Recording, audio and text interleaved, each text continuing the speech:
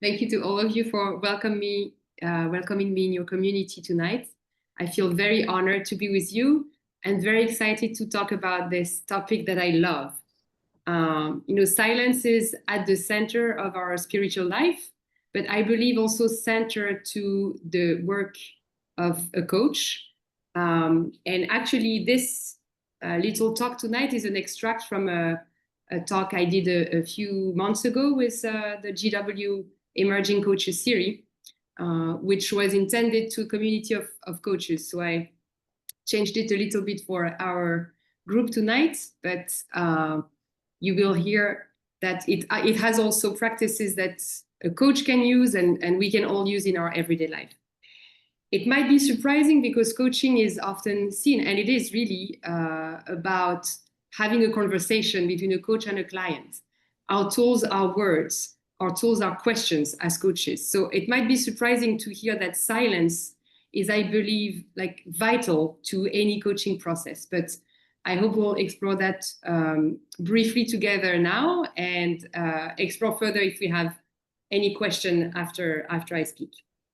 So before we start, I just want to invite you to sit comfortably and maybe grab a pen and a paper if there are any questions that arise during my speech. And we're going to start right now to explore what silence is. Let's start.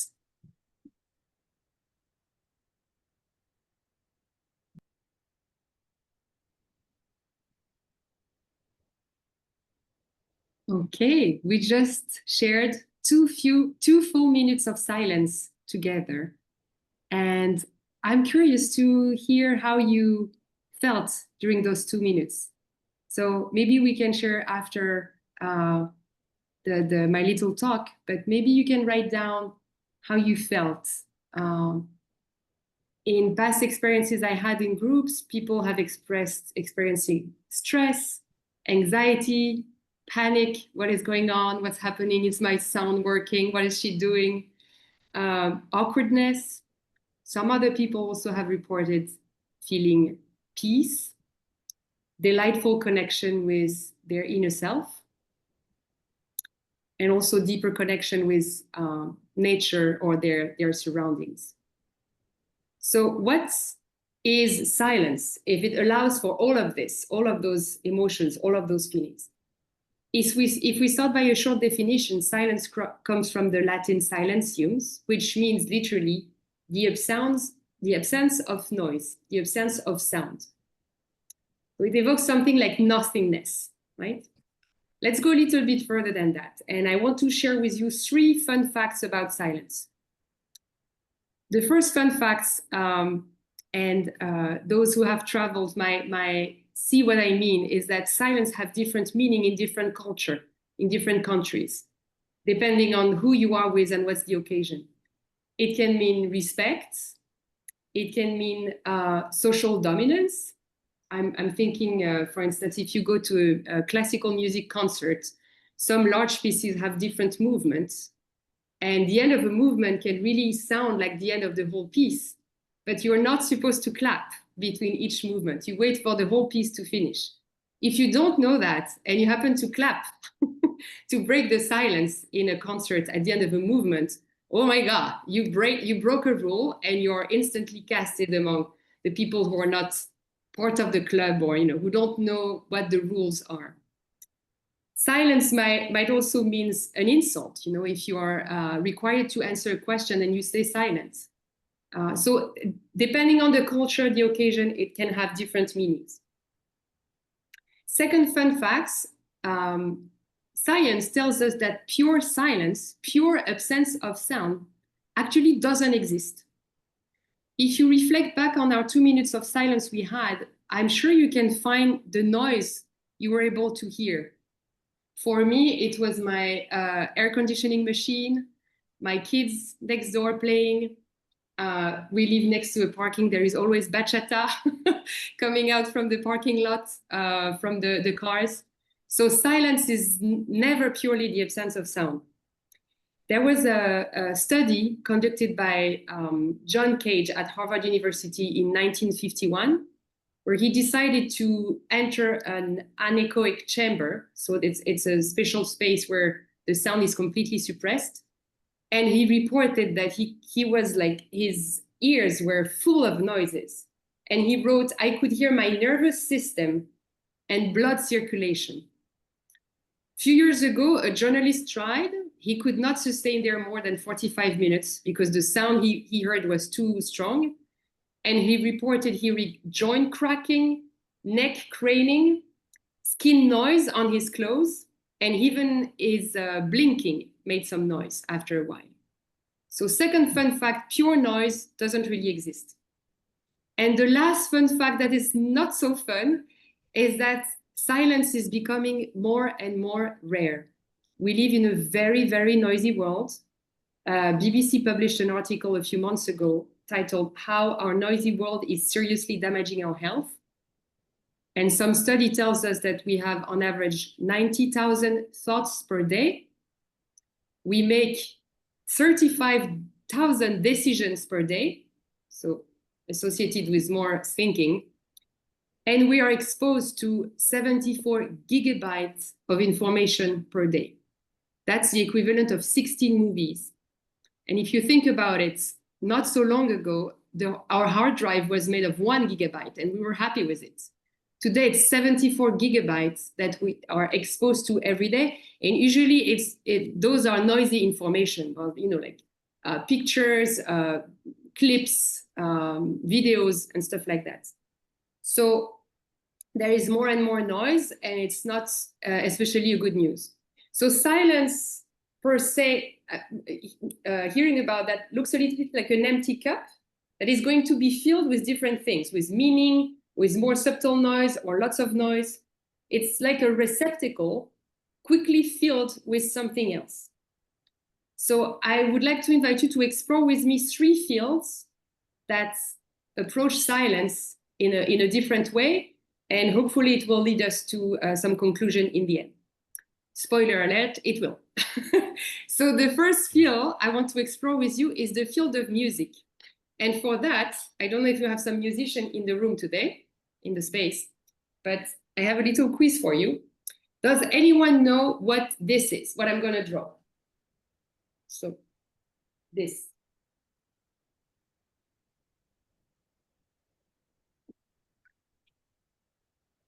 I'm gonna approach this. Do you know what this is? Barb, I see you nodding. Do you recognize that sign, or?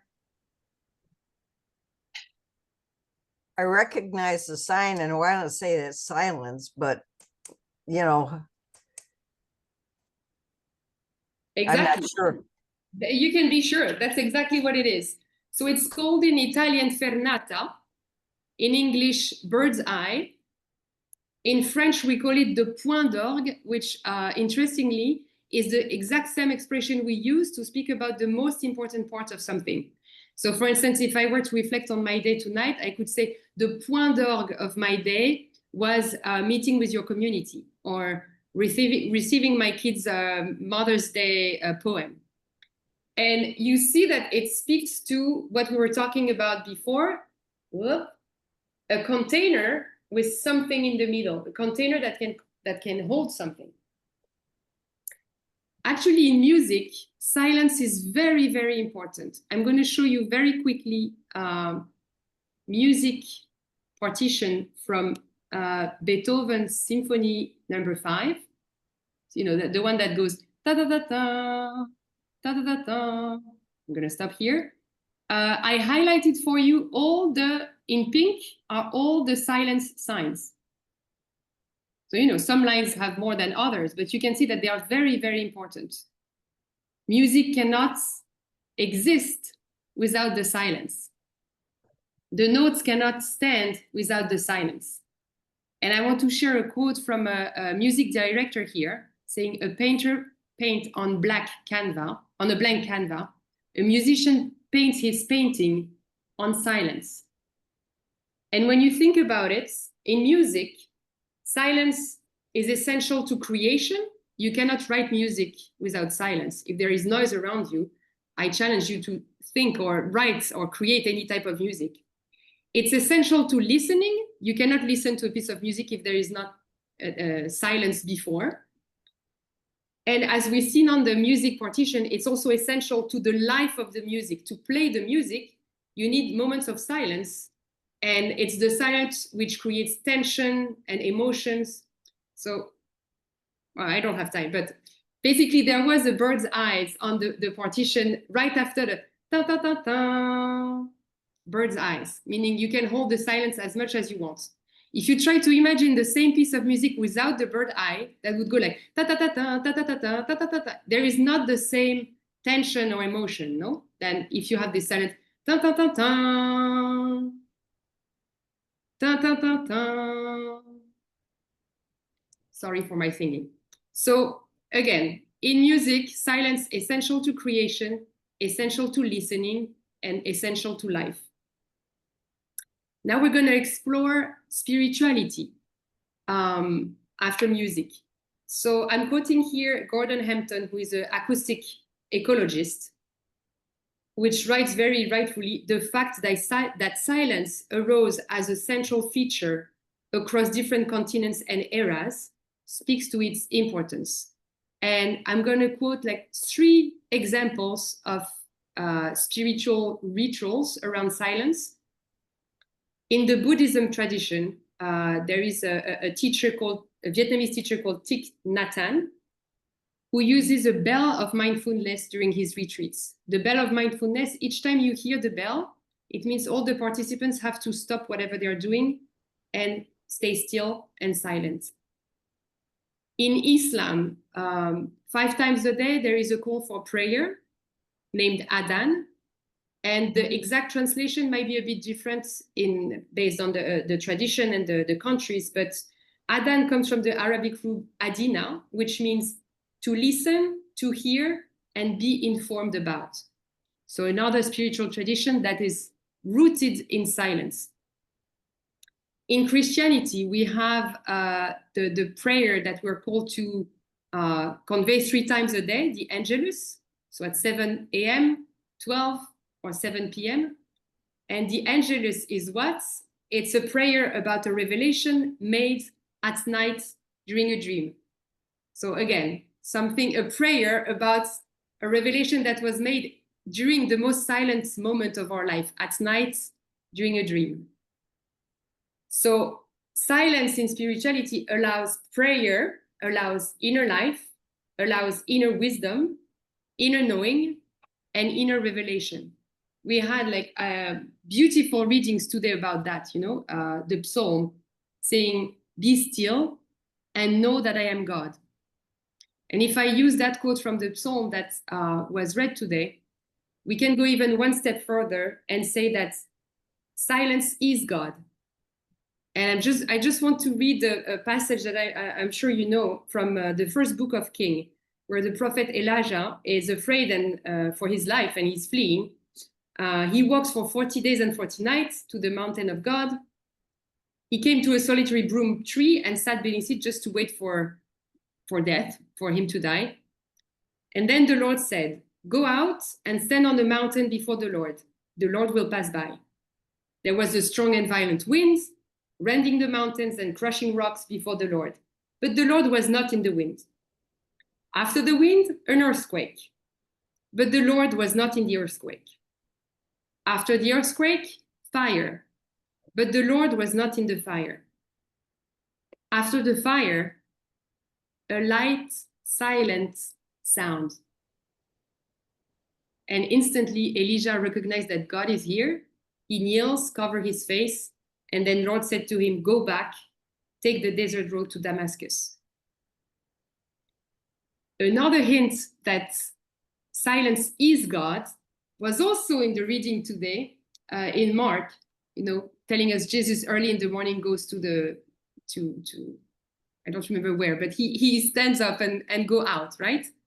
To retreat in silence. And I'm currently reading the Gospel of Mark from A to Z with one of my kids. And it's been a long time. Usually you hear the gospel in bits or extracts at church. So it's been a long time. I haven't read it from A to Z. And it's really striking. Jesus is like doing something, retreating, doing something, going back to the mountain, doing something, back to the desert, doing something. So it's like his life is surrounded by huge moments of silence, as if it's where he meets his Father. I need to wrap up so we have time for Q&A, right? Yes. So I had a little piece in neuroscience because I don't know, I just find it fascinating also what silence does to our brain. A recent Harvard research tells us that silence results in increased cell density in the prefrontal cortex, which is responsible for emotional regulation, decision-making, problem solving, and more. Also increased cell density in the hippocampus, which is responsible for learning and memory. And silence reduced cell density in the amygdala, which is responsible for aggression, threat perception, and more. So, and we can talk about what it does in coaching session after, maybe during the Q&A, but if we put that in perspective, and as you know, we are in a community of believers tonight, with the fact that silence is decreasing and silence is at risk, I hope this moment is an invitation for you to cultivate and nurture silence at all costs in your life. And for that, I have, because I've been told you love practices.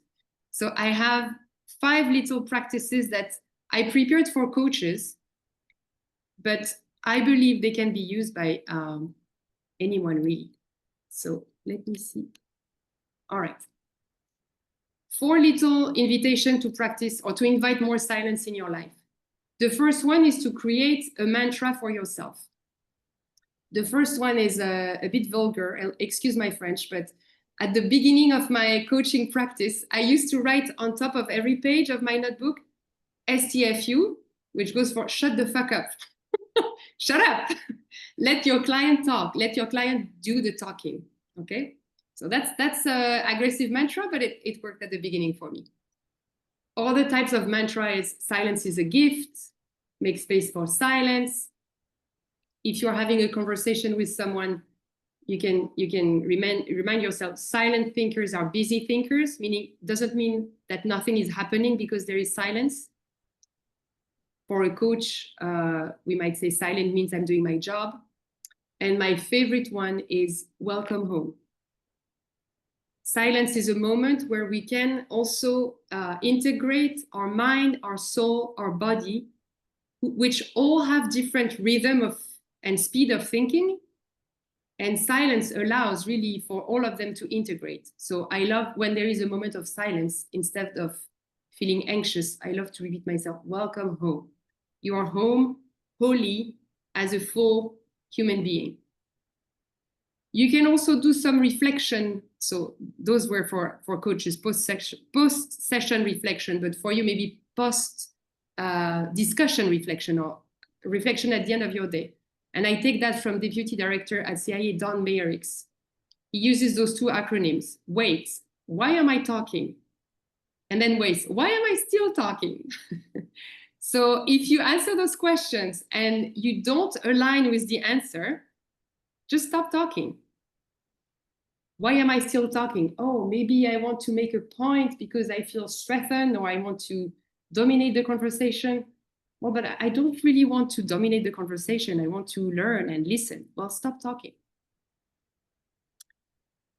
Then the third practice are physical signals to help you, again, stop talking, grounding, drinking, biting your tongue.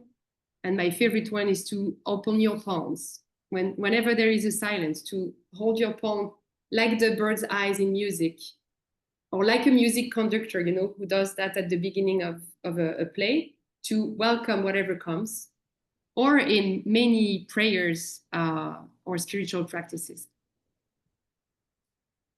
The fourth practice can be transparency. If you decide intentionally to create more moments of silence in your life, you might want to inform your entourage and say, you know, I'm going to be more silent. Don't be shocked if I don't talk as much or if I listen to you in silence. It doesn't mean I'm not there. On the contrary, I'm trying to be fully here for you. And the last one is the most difficult. It's the practice I give my coaching client that is the less successful. People tell me, it's so hard, Pauline, it's so hard to do. Is to create a little routine, a little practice, maybe a daily practice. Maybe start with 2 minutes, as we did in the beginning. 2 minutes of pure silence in your day. Or you don't even pray. You just sit still and breathe and focus on being. But the more we do that, the more we have the capacity to welcome any moment of silence in our day and let it flourish. Mm-hmm. So I'm going to stop here. I cannot wait to have a conversation with all of you. And I want to thank you for your attention and for coming tonight. Oh, sorry, I forgot to read you my conclusion. Okay, a little conclusion on this very quick exploration we did. From the 3 fields we explored, silence is where the innovation, creativity, profound change, or answer to a deep question can be born. Silence is where one creates space, listens to and invites the unknown, the unseen, the unspoken, the mystery, the unfolding, and the revelation. So I wish you a lot moment of silence. Thank you very much. Thank you, Pauline. That was fantastic. Really appreciate that. And as people are thinking of their questions, I'm going to kick off my question for you. First of all, just to acknowledge my own life that when I feel like connected to angels when I'm silent, and very often they'll say, "Oh, finally, you know, you shut up. Like finally, we can get your attention. Like we've been wanting to tell you something for a while, but you're always on the go." I like to put in my headphones and listen to a podcast when I'm walking or driving, and so on and so forth. So there's always input. But I had a specific question about the technology, particularly. We're looking at your background as a coach and your expertise in neuroscience and dreams. And with programs like Reels or TikTok, where it's very short, choppy things, which I like, I enjoy. So true confession. So I'm saying I get it. I think they're fun and interesting. I also get a sense they're probably chopping up my attention, my ability to have long-term attention span. And I find it harder to read long books than it was for me earlier. And I'm just wondering what, so that's a lack of silence because it's a clip, it's a clip, it's a clip, it's a clip, and it's just fragmented clips after clip. What do you think the impact of that is as far as our ability to move in the direction that you're describing, which is being more contemplative and more silent and more thoughtful? And these are kind of exciting little kind of jabs into our mind. Do you have any insights on that? Yeah, I wouldn't say it's a expert insights, but I believe, and I'm not a TikTok user, so I'm talking from there, from a part of ignorance here. But what I read about those social platforms is that they are built, like their ADN is to create addiction, to grab our attention as much as possible. So I would say for me, the detriment as a coach and working with clients is how much of their intentional attention is stolen from them, because those platforms are built to, you know, from one clip you want to hit the second clip, and it's all built to create like those dopamine shots where it's hard to quit from or to stop after a few clips. So I see the detriment more on that, on the time stolen during a day to do more intentional time, more intentional activities or stuff.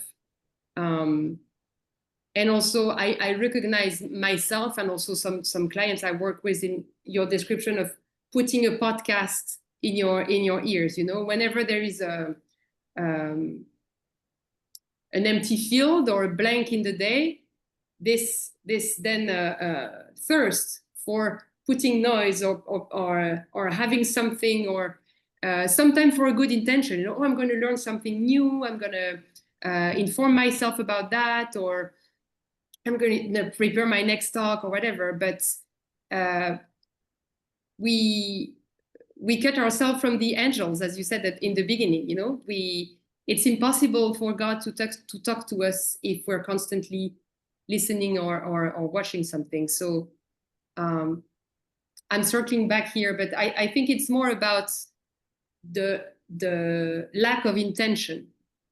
So maybe a little, if it was a topic brought up in a coaching session, an invitation could be maybe insert a little pause. I'm saying you, not you, Father Rich, but to insert a mini pause before going on those platforms to take back control on how you use your time and say, okay, why am I going there? For what? How much do I want to spend? And let's just manage myself so it's time intentionally spent. Yeah, I appreciate that. What I'm taking away from what you just said is we really have to be more intentional in this time and era about silence. There was a time in the history of humanity where it would be easy, but it's intentional. And also, I say how profound, and I'll be thinking about it for a long time. Your comment that God is silence is going to be something I'm going to be meditating on, and the passage that you read. So thank you for that. I see a couple of hands, so I want to get everybody in the group. I see Jose and Chris. So Jose. Hi, it's Katie. I just wanted to say Katie. thank you. And I actually really appreciated the 2 minutes of silence at the beginning. I found it really relaxing. And maybe that's just something people should do more, like set a 2-minute timer, just be still, pause, and enjoy the silence. So not really a question, but I just wanted to say thank you for your talk. I really appreciated it. Thank you, Kitty. And yes, I love the timer idea. It's a great one.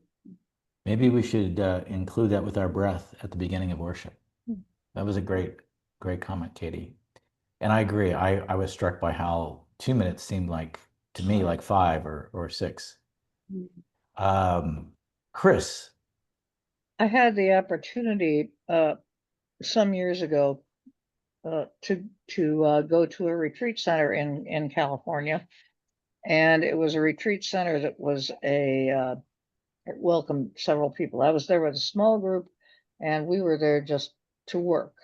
But the retreat center also had other groups there, and they had big signs all over the place where if these groups wanted to be in silence, all the rest of us needed to be in silence in public spaces, in the refectory, all of those places. And it was a marvelous learning experience for me. To be out in the gardens and being in silence, to be in eating and being in silence because that same group was there. It was just a remarkable thing. And then a couple of years later, I was at another retreat in California. I live in Michigan. Trust me, we don't do silence real well. But, I was at another place where we were at a retreat center where there was a lovely garden, but on top of the garden, on a hill, there was and I don't remember what they called them, like an individual retreat person can go there and stay for several days. But it means that in the gardens, if there's somebody in residence, you needed to be silent. And I remember sitting there with a friend from San Francisco and just sitting there and knowing that I was learning so much more, that I felt so much more open, that I learned so much more just sitting there for 5 minutes, away from a meeting inside. in this silent place, in this lovely garden, and we were silent because it was a contemplative space. You know, Yeah. you learn a Two good lot examples. in You learned a places, lot in the and I silence. just wanted to absolutely underscore everything you have just said. Thank you so much. Thank you, Chris. Thank you, Chris. And I love your stories, and it shows how we need in our life the equivalent of those signs or those rules to protect the silence. No, if the rules are not there, maybe you would have talked to that person, or you would have, the social rules would have been to create noise. But with rules in place, silence is protected, and then marvel can happen. But yeah, the importance, it speaks to me to the importance of rules to protect, or frameworks to protect silence. Exactly. Yep. You have to have the framework. The ancient retreat centers always had the knowledge, and they do them now. Jose, is that seeing if that's your hand up, or was that from Katie? No, it's me again. This time it's Yes, just go ahead, Jose. me instead of Katie sitting next to me. No, I was thinking that it just provoked the thought that there was no silence before the creation, and that I was reminded somehow of a esoteric prayer that I read somewhere. I think it was the prayer of Pomandares or something, where holy is God the Most High, the one who was before the first beginning. And then the book of John, where it says, in the beginning was the Word, which suggests that there was no silence before God, who was the silent one, and it's only after the creation, before the Word, where we are just inundated with noise and word and action. And I don't know, I guess I was just thinking that to look for silence is to look to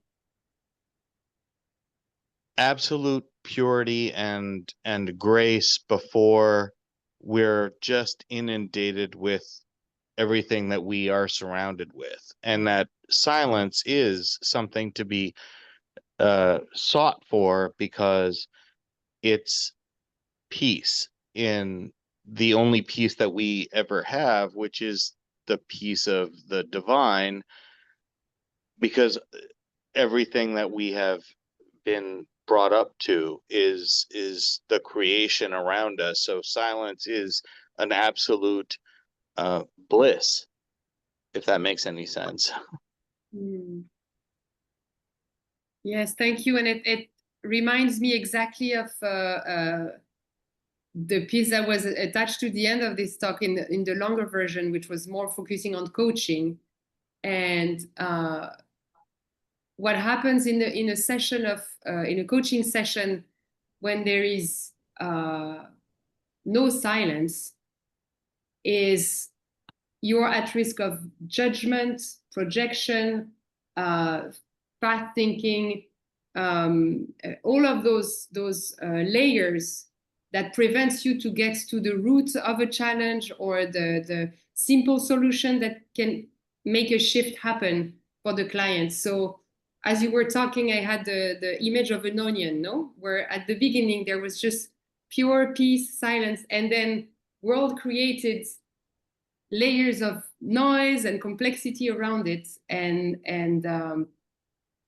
sometimes going back at the center where there is silence, where we can hear also the a very subtle revelation,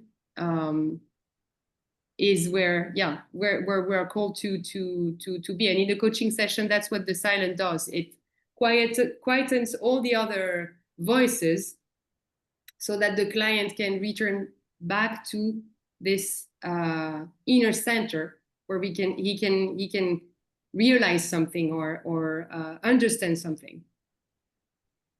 So I don't know if that was clear either, but that's the image that came for me as you were talking, Jose. Excellent. I see Jason's hand is up. Yes, hi, thank you. And hello, Pauline. You offered a startling statistic, the number of decisions that we make in a day. First, I'm hoping you can remind me what that number was. And I definitely feel decision fatigue, especially at the end of the day. Sometimes by the time I get to a restaurant, let's say for dinner, I don't even want to look at the menu and make any more decisions. I'll say, please just decide for me. And then the question I have is, when it comes to making time in your life for silence, does science tell us anything about when we're when it's optimal for us to do that? Is it when we first wake up, before we go to bed, in the middle of the day? Is there anything that indicates there's a time when we might be able to benefit the most from that? Yeah, so that was 35,000 decisions a day. That makes, if you calculate with the 35,000 decisions a day. So it's one decision at every 2.5 seconds, basically. But into that, you have the big decision and also the decision, okay, I just decide to stand up, I decide to sit down, I decide to scratch my forehead. So it's every decision, right? The small and the big ones. And I would say, what is the optimal time for silence? Well, that's why I called it practice. I think the answer will be revealed as you practice, because it will be different for everyone. And you can think about it a little bit like a fitness practice. Some people like to go to the gym in the morning.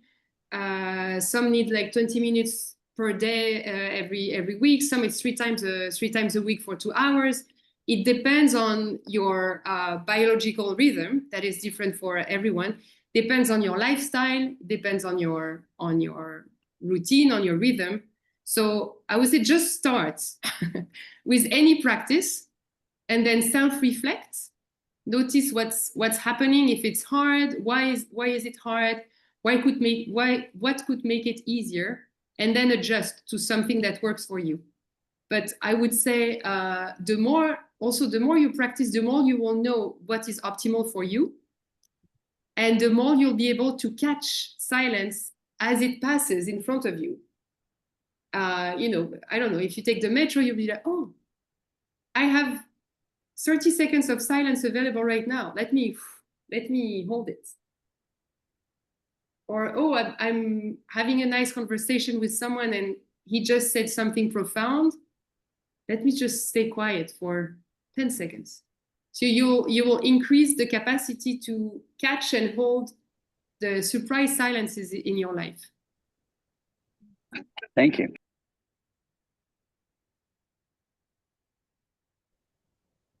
And I see Steve has written into the chat that he appreciated 2 minutes, and he was saying it was such a contrast from what he's experienced at physical church, where there's only a few seconds. And so it's not enough time to get centered. I think that's another vote for maybe incorporating silence into our liturgy here, and maybe even scheduling a time where we all gather and just have a silent meditation together might be nice too. Mm-hmm. David? You're on mute. Oh, you're on mute, David. You're silent. There we go. That was too much silence. Oh, I was curious when you mentioned the Angelus prayer, which is more from the Catholic monastic tradition.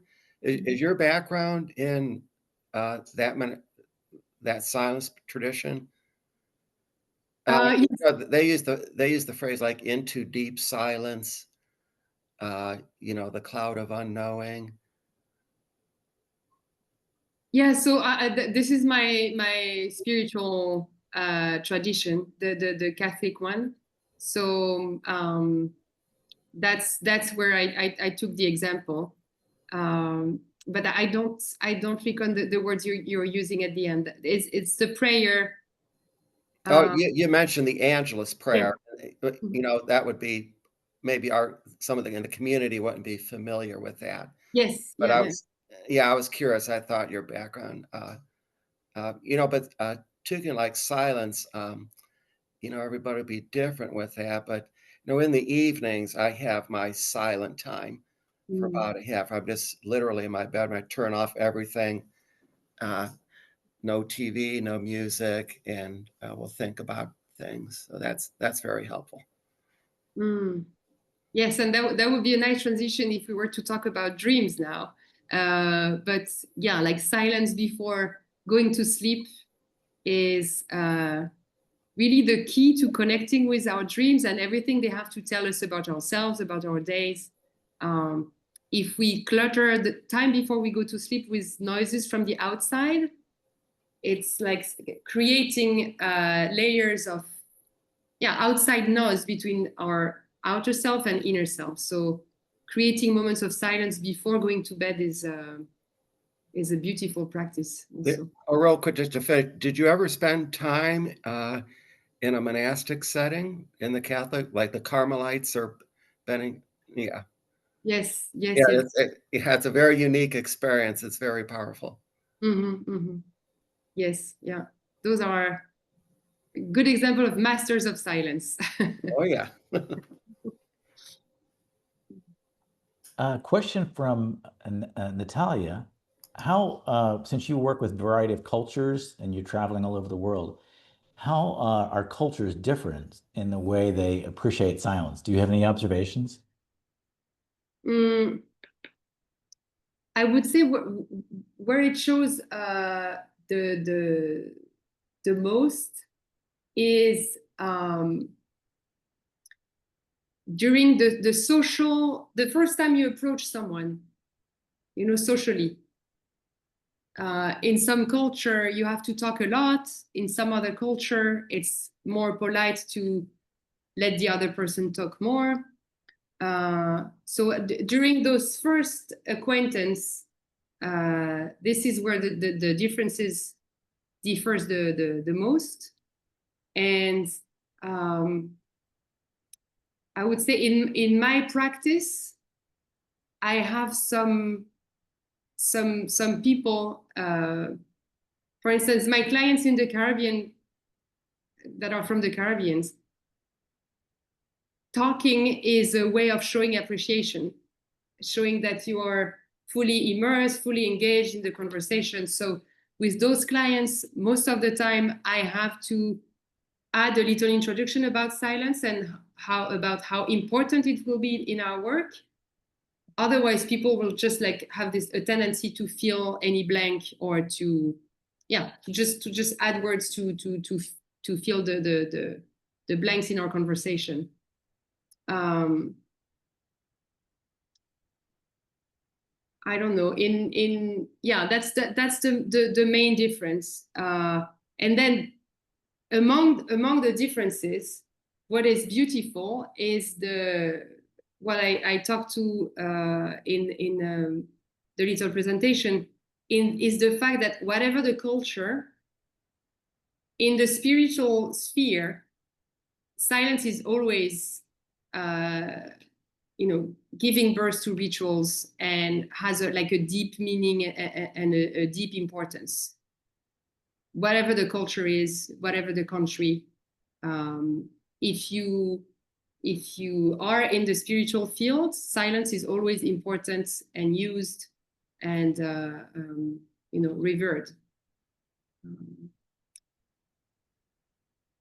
Yeah. Thank you. Then it occurs to me, I'm guessing probably in the United States, we are so afraid of silence that we feel like something's a failure in a conversation if there's silence. So we jump in, but I'm sure it's different all over.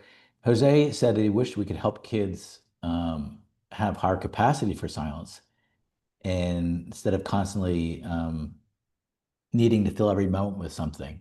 And yeah, I mean, that's Katie that wrote that. And that's true. I mean, we are really in a grand experiment of humanity where young people now have been raised on constant input and no silence for a long time and fairly addicted to it. So we're going to see I think we're seeing the consequences of that already. But I would agree with what Katie said. Katie works with kids at her school. and she's seeing that impact.